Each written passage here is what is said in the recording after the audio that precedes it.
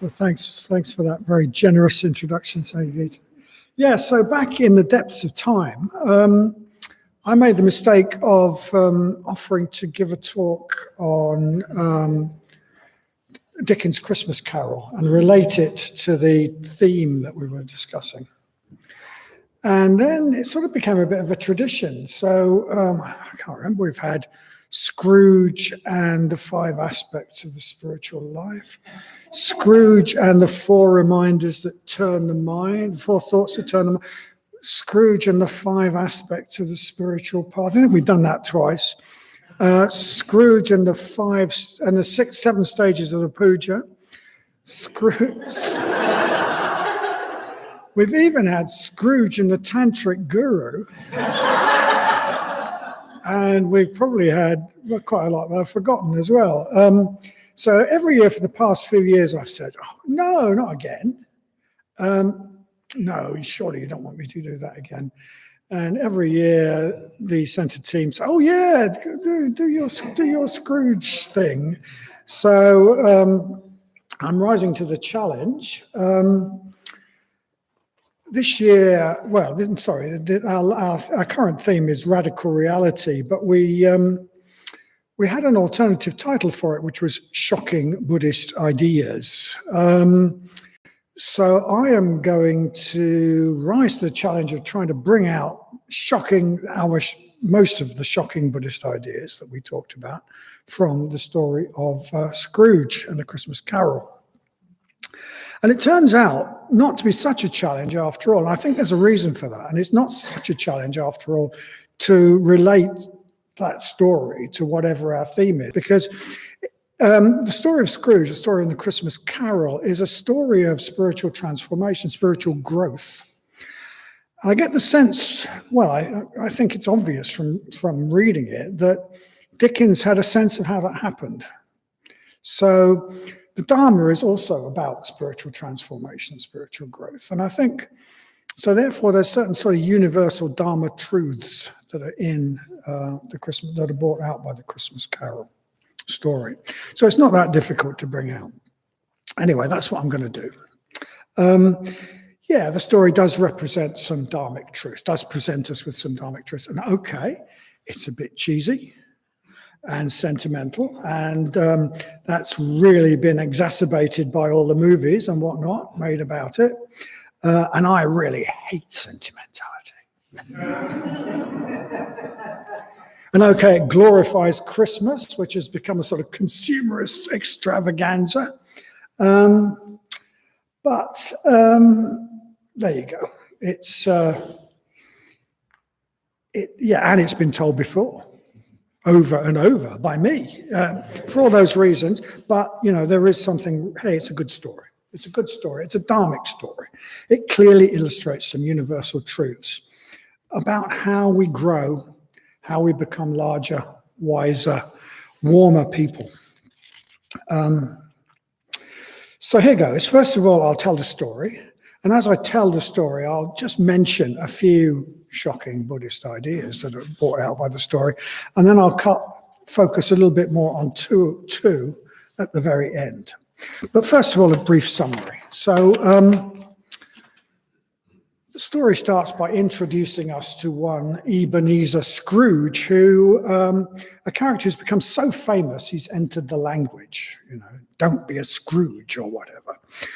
Scrooge is what we might call a successful businessman. He is successful in terms of our society measures success. He does well in his business. He's got plenty of money. And of course, he's famous for that. He's famous with being obsessed with money and very reluctant to give any of it away. So Dickens describes him as squeezing, wrenching, grasping, scraping, clutching, covetous. He doesn't mince his words, Dickens. Hard and sharp as flint, from which no steel has ever struck a generous fire. Secret and self-contained and solitary as an oyster. The cold within him froze his old features, nipped his pointed nose, shriveled his cheek, stiffened his gait, made his eyes red, His thin lips blew and spoke out shrewdly in his grating voice. He carried his own low temperature always with him. He iced his office in the summer and he didn't thaw it at 1 degree at Christmas. Okay. Scrooge. So Dickens' main metaphor for Scrooge is cold. Cold and solitary, cold and isolated. He's the very antithesis of the warm emotions that connect us to others, which the Dharma tells us to cultivate. And because of this, he is the opposite, if you like, of connected. He's the very opposite of connected to others. He's isolated. He's solitary as an oyster. He is trapped in himself. He tells some people who he thinks it's a virtue. He thinks it's a virtue to be just concerned with himself, actually. He tells some people who come around collecting for the poor, it's enough for a man to understand his own business. And not to interfere with other people's. So, this very solitary. Dickens tells us nobody ever stopped him in the street to say with glad looks, "My dear Scrooge, how are you? When will you come round to see us?" But what did Scrooge care? He edged his way along the crowded paths of life, warning all human sympathy to keep his distance. So Scrooge is very much, he's very much an individualist. He's very much an individualist. He thinks that being an individual, he thinks he can live life totally cut off from others as an individual. And we realize from the story that because of that, he is actually deeply unhappy. He doesn't realize it, but he's deeply, deeply unhappy. And of course, that's one of our shocking Buddhist ideas, if you like. We have one that was the individual is a myth. We're all just deeply connected. We exist in connection with others, in relationship to others. No man is an island. No person is an island. And if we try to live like that, we will be deeply unhappy. The way to happiness and the way to fulfillment is connection to others. So the individual is a myth. Now, that probably strikes some people as, what about Sangharakshita's true individual? But I think Sangharakshita's true individual is a person who, they're autonomous, but they're really connected to others. They're really connected to others. That's very different from an individualist. Scrooge is also materialistic and cynical and rational. He only believes what can be seen and measured. So, although it's Christmas Eve, and it's certainly in Dickens' view, it's meant to be the spirit, the season of goodwill to all men, and all women as well, Scrooge is thoroughly nasty. He's thoroughly nasty to his nephew, and his cheerful, sort of good-natured nephew, and he refuses his invitation to Christmas dinner. He's thoroughly nasty to his poor put-upon clerk, Bob Cratchit, who's sort of trying to keeping warm over a candle because Scrooge won't let him have a proper fire. He's thoroughly nasty to some charity collectors who come round, collecting money for the poor. He says to them, "Are there no prisons? Are there no workhouses? And if some do die, that will reduce the surplus population."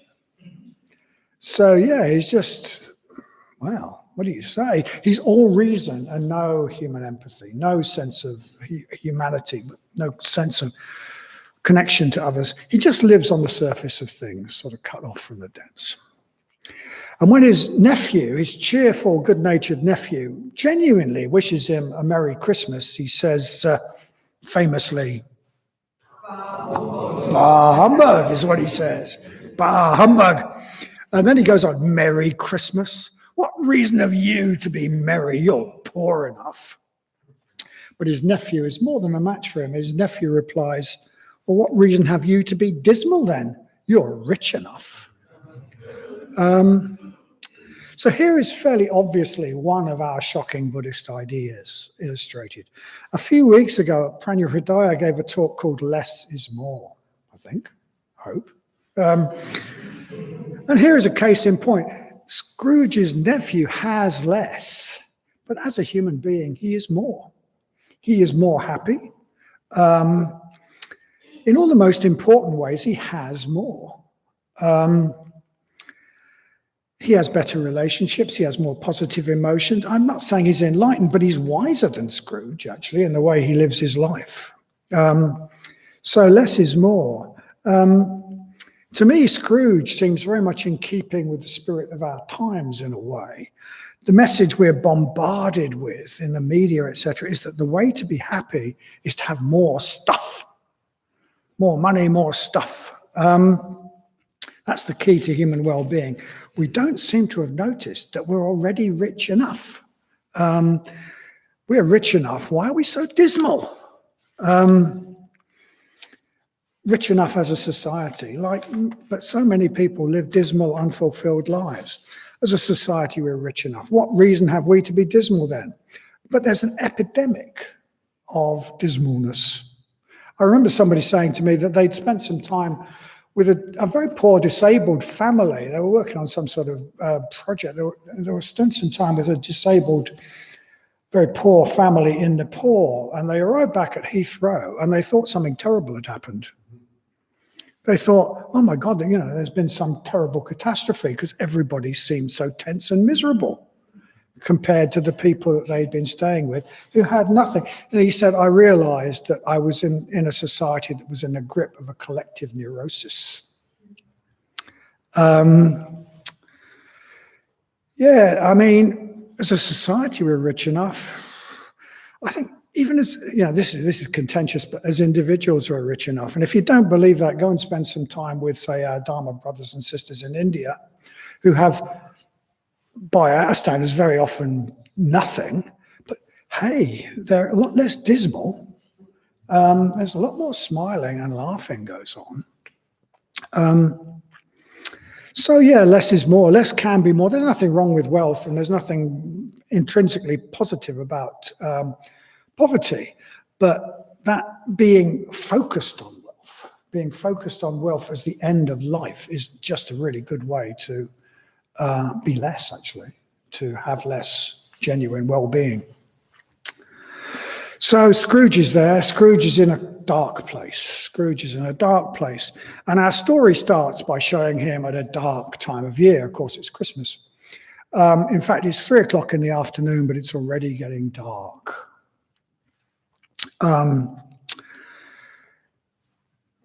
It's Christmas Eve. And then on this very, very cold, frosty, foggy night, he makes his way home from his office. We don't have fogs like this anymore. When I was a kid, everybody used to burn smoky coal. And all this smoke, on certain sort of weather conditions, all this smoky coal would just sit there and you could hardly see a thing. And they used to call them pea supers, of course, because that's the color they were. I used to quite like the smell, quite strange. But I mean, we just don't get fogs like that. But you can imagine in the smoke, as they call London at that time, that's what the fog would have been like. So he goes through this frosty, foggy night. He goes to his usual inn, his usual dismal inn, and has his usual lonely dinner, basically. And then he goes into the courtyard where his house is, and his courtyard's at the end of his house, this dark courtyard, and he sort of feels his way. And then in the gloom, he reaches for the doorknob. But instead of the doorknob, what he sees is the face of his old business partner, Jacob Marley, who's been dead these last 7 years. So he sees this and he recoils in horror. That's what he sees as the doorknob, recoils in horror. But then he remembers, I'm a rationalist. So he thinks, well, rubbish, and he opens the door, and like a really good rational materialist, he thinks he locks the door, thinking that's going to keep his problems out.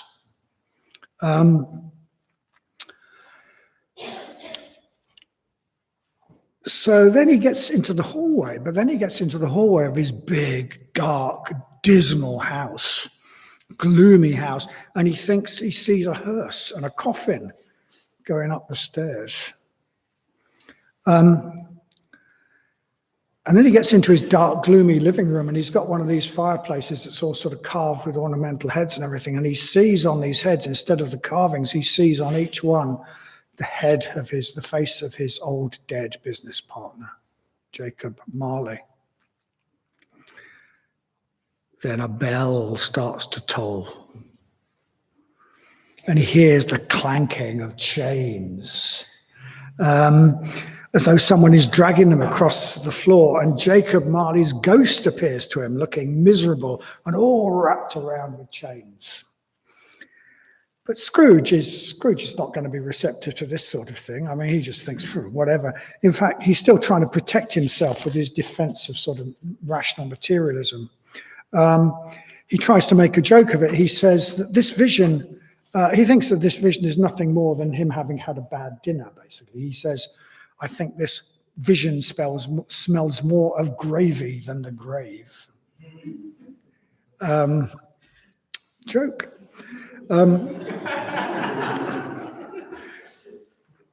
But whatever it is in the depths of his mind or the depths of the universe, maybe they're the same thing, whatever it is that's trying to get through to Scrooge is not going to be put off by his sort of rationalizations. So Jacob Marley is not to be put off. He tells Scrooge that the reason he is wrapped in chains is because of his self-centered life, in which he didn't care about anyone but himself, so he's doomed to wander in chains. He says these chains are of my own making. I made them link by link, by the way I led my life, by the mean and selfish life I led, and now I have to drag them around. He says, I wear the chain I forged in life. I made it link by link and yard by yard, and I put it on of my own free will, and by my own free will I wore it. Would you like to know, he says, the weight and the length of the chain you bear yourself? It was heavy and as long as this 7 Christmas Eves ago, and you've been working on it ever since. Actually, this is a very, very good evocation, frightening evocation of the law of karma, which is not one of our shocking Buddhist ideas, but could have been, perhaps. So you've worked on it ever since. It's a heavy chain, he says. So he says that Scrooge has spent just a long time making just the same sort of chains, and he warns him that unless he changes his life, he will face the same horrible fate. Doomed to wander around as an unhappy spirit, dragging the chains he has created for himself. Forever doomed to regret for wasting the opportunity of his life. So Jacob Marley's ghost, or whatever he represents, forces Scrooge's conscious mind, if you like, to face the reality of where he is. He doesn't want to. He's completely out of touch with where he is. He thinks he's great. And forces him to confront the reality of the law of karma. And he gives him this terrible warning. And he tells him he must change. And he says 3 more spirits will appear to Scrooge during the course of the night. But completely in character, for someone who is all reason and completely out of touch with their depths, if you like, or the way any sort of depth, Scrooge says, well, you've already warned me. Can't we do without the 3 spirits? In other words, I know it with my head, so I don't need to know it any deeper. Now you've told me, so yeah, fair enough. But Marley's ghost tells him it doesn't work like that. It needs to permeate the depths. It needs to go much deeper than just knowing. He needs to know. He needs to change with his whole being, not just with his head. He needs to be moved in his whole being. So sure enough, in the course of the night, these 3 ghosts appear to Scrooge. So he's trying to get some sleep in his big, dark, gloomy house. And at 1 o'clock, the first ghost appears. the ghost of Christmas past. And the ghost wants to show Scrooge things from the past that he doesn't want to know. He's really resistant. He does not wish to know. He is anything but receptive. Light shines out of the ghost. And Scrooge tries to snuff it out. It's not quite clear from the text. It sounds as though he tries to snuff it out with a candle snuffer. But he's trying to snuff it out. It's like the light is awareness, of course. And Scrooge does not want this awareness about his past. He tries to snuff it out. But in the end, the ghost takes him on a journey against his will. He carries him out into night, over London and out over the fields and over the woods, until he sees a landscape he remembers from his childhood. And there he is shown himself as a miserable young boy sent away to boarding school. Poor and lonely and neglected. He's left in the boarding school when all the other kids go home, and he's sitting there, poor and lonely and neglected, sitting reading by himself. And Scrooge, at some level, is still that child. He is a sad and lonely person. But the last thing he wants is to be aware of that. In a way, his whole life has been devoted to sort of escaping from that, if you like. Sadness and loneliness are not something he would allow himself to feel. They would destroy his whole vision of himself, his whole view of himself. So he thinks he's great. So until now, he's thrust them down. Refused to own up to them, refused to be aware. And the ghost has to drag him unwillingly to see his own sadness. When we refuse to be aware of our emotions, our negative emotions, our painful emotions, they don't go away. They just rule us from the shadows, and that's what's going on with Scrooge. So we can see Scrooge's whole way of life as a way of sort of compensating for his sadness and his loneliness. He doesn't feel accepted by people. So he tries to look down on other people as having, because he's got so much money, etc. He won't own up to things, and they're ruling him from the shadows. When we refuse to be aware of painful emotions like sadness, this tends to freeze our whole emotional life. Which is what Dickens tells us, the cold froze his features, basically. So to keep his sadness away, he froze all emotion. And this brings us to our third shocking Buddhist idea. Satyajoti gave a talk called "Suffering Isn't So Bad," I think. I'm sure you did, actually. Suffering is an inevitable part of life, and we need to learn to face it. If we turn away from it, it doesn't go away. In a general sense, we just need to get into the habit of facing into suffering rather than running away from it, because it's going to be there. To be in the gap, we need to face the suffering of being, doing something uncomfortable, do something different, leads to a better place. But in particular, facing the suffering of our past and realizing the effect it has on our present is just an essential part of self-knowledge. Scrooge doesn't know what's motivating him. He doesn't know what's motivating to live his life as he's living it. And that's another shocking Buddhist idea that Bodhinaga talked about. We haven't got a clue. In a general sense, we haven't got a clue about the nature of reality, but we haven't even got a clue very often about what our true motivations are. They're unconscious, like Scrooge. But as we've seen, the ghost dragged him against his will, against the will of his conscious mind, to an awareness of his childhood, an awareness of his hidden sadness and loneliness, and sense of isolation from others that's driving him. He became aware of it. He could, in the psychological jargon, he could integrate it. He could make it part of himself. And this releases a flood of positive emotion. He feels compassion for the suffering of his younger self. And this immediately turns into compassion for other children like himself, as he was.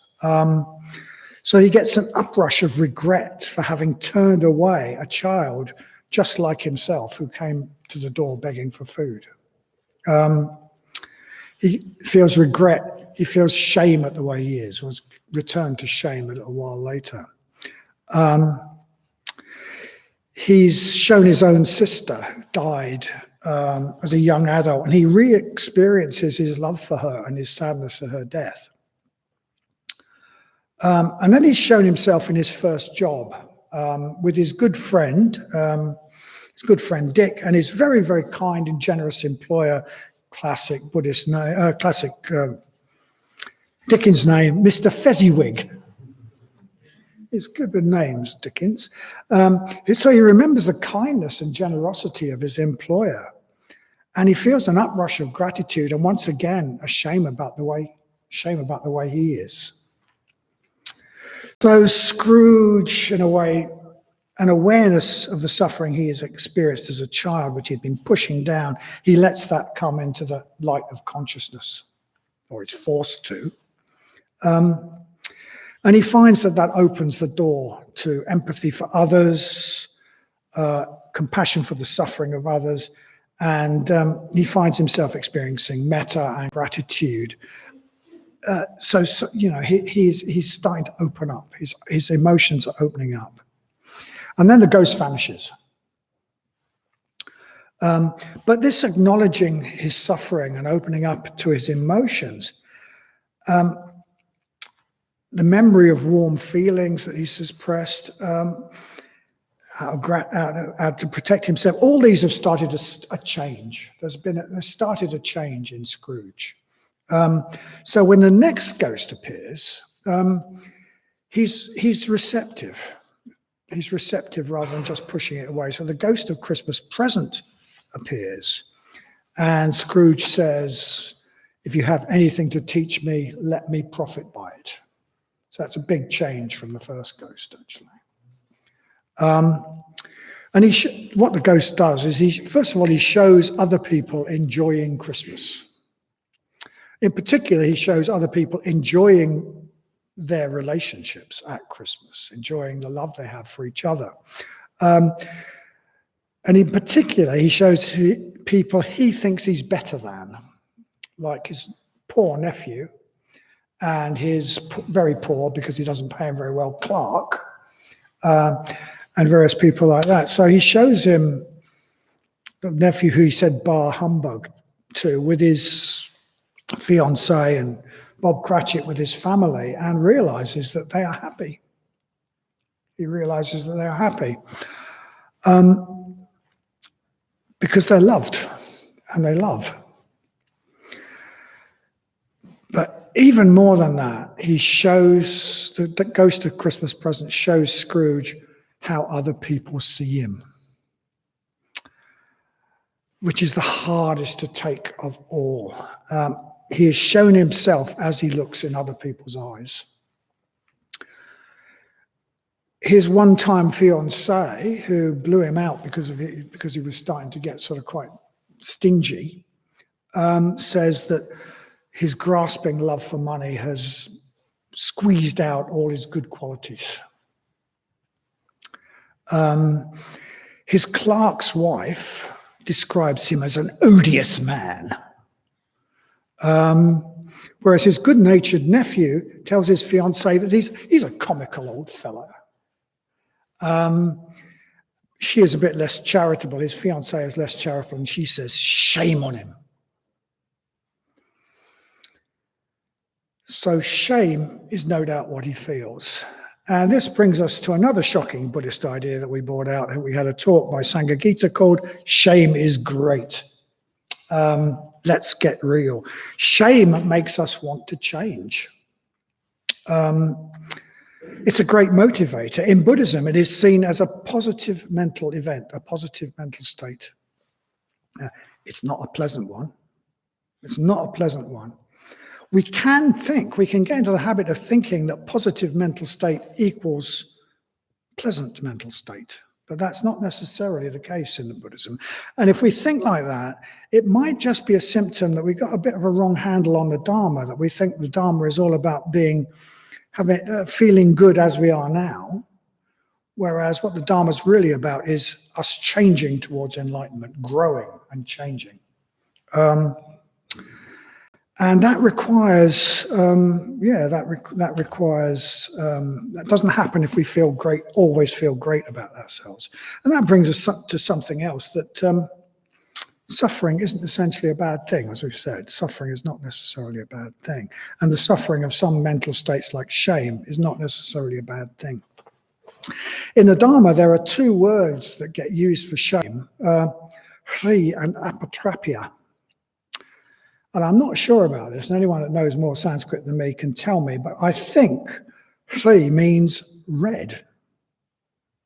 Does it? I think it does. So hri, we go red. We go red. Hri, there are two different types of shame. Hri is what we feel when we see that we've not lived up to our own values. We've not lived up to the person we want to be. We've not lived up to our own standards. And we feel ashamed of ourselves. We feel we've let ourselves down. Apatrapya is used to describe what we would feel if we saw ourselves through others' eyes. Very often we talk about it as, well, if that person I really respect could see me doing this, what would I feel? I would feel apatrapya. But in a more general sense, it could just come from seeing ourselves through others' eyes. And that's what Scrooge does. He sees himself through others' eyes.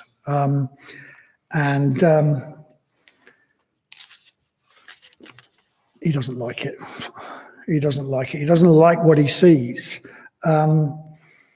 He's sick of himself as he is.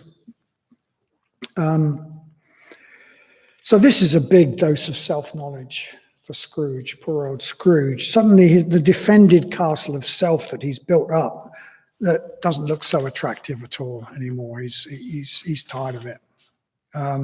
He sees that all these people who think he's better than, they actually either dislike him intensely or they even feel sorry for him.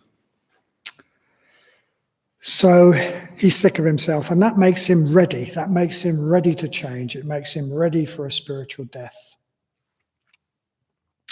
And then finally, in the last watch of the night, the third spirit appears to him, the ghost of Christmas yet to be. And he sees his own death, and he sees the legacy that he will leave behind. He sees the important businessmen who he thinks are his peers, and whose respect he wants. He sees what they really think of him.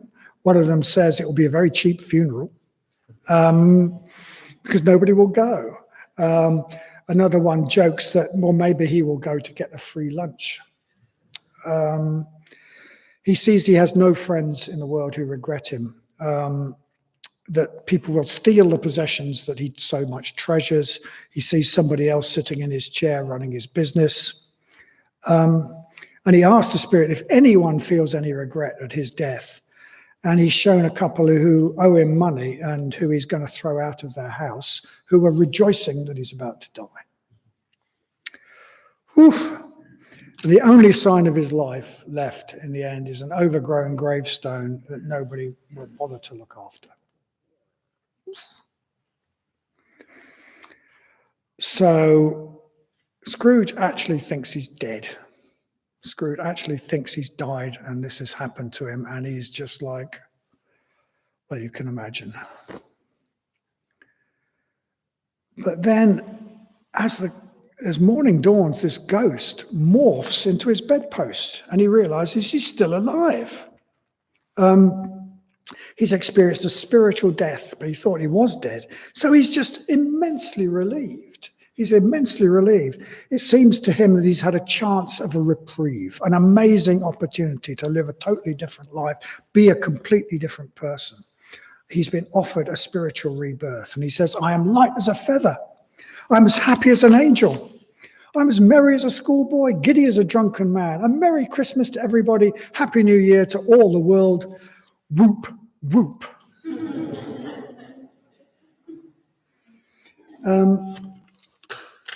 So he's like a baby. He describes himself as like a baby. I'd rather be a baby. I'm quite a baby. Never mind, I don't care. I'd rather be a baby. A baby, of course, has just been born. He's just been reborn.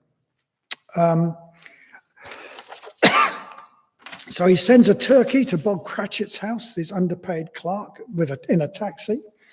He gives a large sum of money to the charity collectors he'd mocked earlier. He goes to his nephews and has Christmas dinner and has a thoroughly good time. He's completely changed.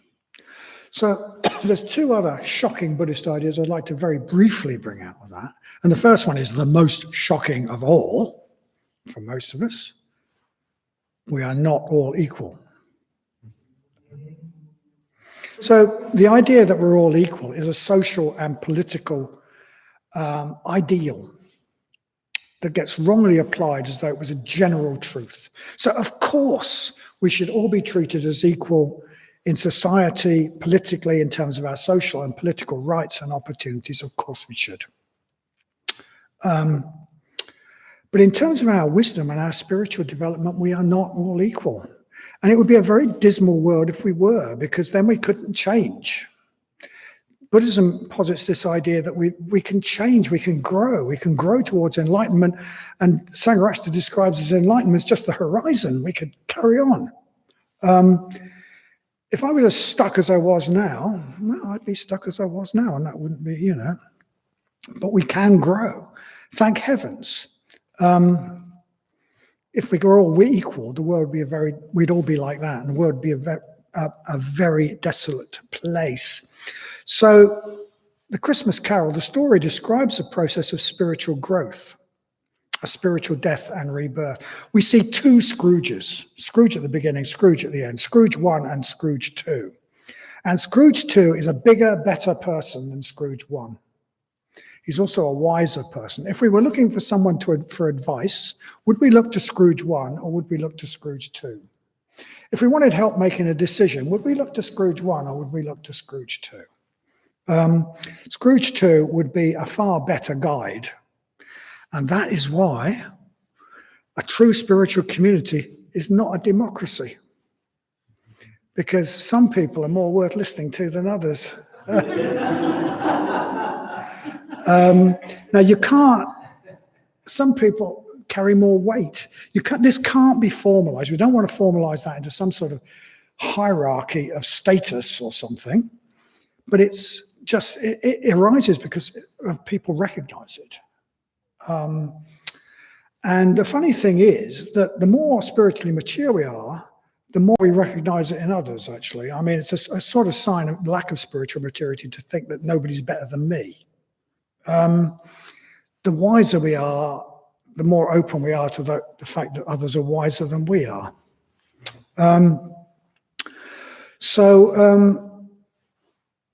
We're not all equal. And the second one, I think, is that the world is alive and science doesn't have all the answers, which is a talk that I gave.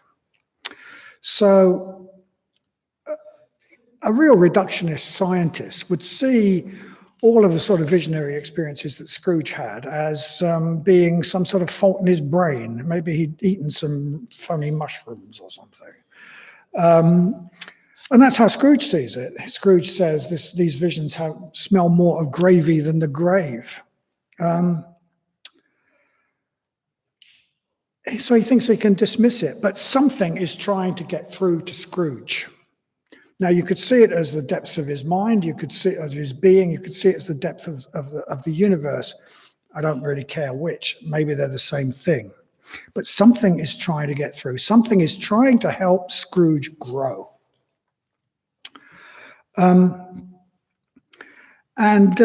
We've probably all experienced that, probably not in the same extreme degree as Scrooge, but we've probably all had things like that. I mean, I know people who've had like meditation experiences where a bodhisattva's like, woof, and they've sort of thought, oh, well, it's just, no, it's not.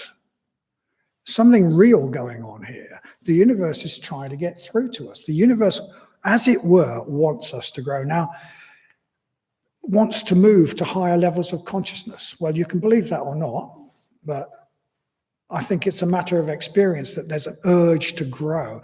And Sangha Night, in one of his more mystical moments, refers to this as cosmic going for refuge. It's as though the universe is seeking to move towards higher levels of being. It's not, if we lived in a dead machine, why would this happen? Why would there be this urge to grow? I think there's something magical going on, and the universe is quite a magical sort of place, and we're being helped. The universe is helping us.